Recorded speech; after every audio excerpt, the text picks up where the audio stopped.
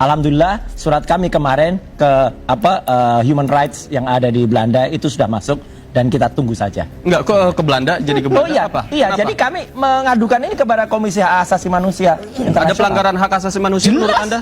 Jelas, karena seperti tadi proses-prosesnya pun tidak imbang, ya, tidak fair.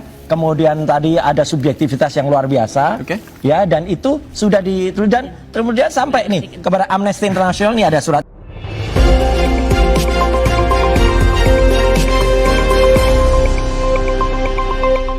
Halo teman-teman, jumpa lagi di channel Suara Rakyat. Suara Rakyat untuk kita semua. Nah, teman-teman, ini saya melihat ya ada sebuah video.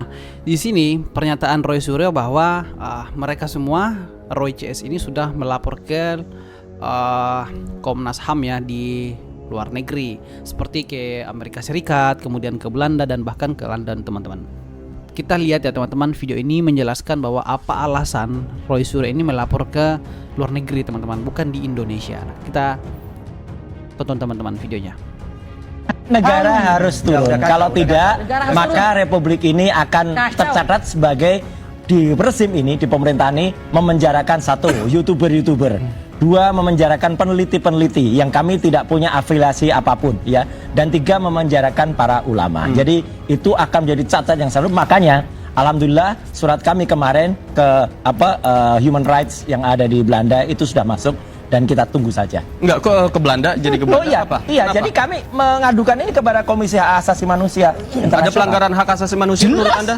Jelas, karena seperti tadi proses-prosesnya pun tidak imbang, ya, tidak fair. Kemudian tadi ada subjektivitas yang luar biasa, ya, dan itu sudah dan kemudian sampai nih kepada Amnesty International ini ada suratnya nih, Human Rights Super Center di unit UK dan juga kepada Human Rights Watch kepada jadi ada dua surat yang kemudian itu sudah dibawa dan insya Allah ini akan diproses. Jadi menurut Anda Pak Prabowo harus turun tangan soalnya? Iya. Yang ini masih kurang pelaporan ke Kutub Utara dan Ethiopia. Iya. Betul. Nah, kemudian langsung dipotong oleh Pak Silverster mengatakan bahwa ini masih kurang pelaporannya katanya. Laporkan lagi ke Kutub Utara dan kutub-kutub lain. Oke ya.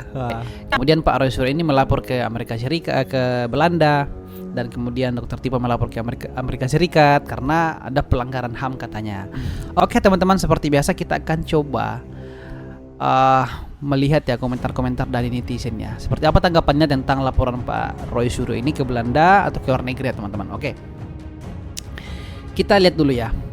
Dari Asar Gentong, perasaan dulu peneliti video shoot deh.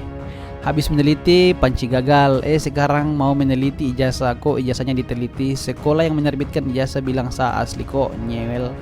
Iya betul juga ya. Oke. Kemudian kita lihat lagi ya, Muhammad Syamsir.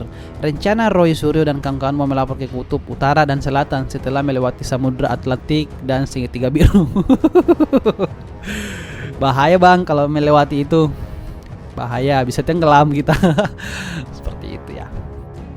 Jiwa, media pada suka ngundang Roy CS karena sepertinya buat dagelan. Ya juga ya.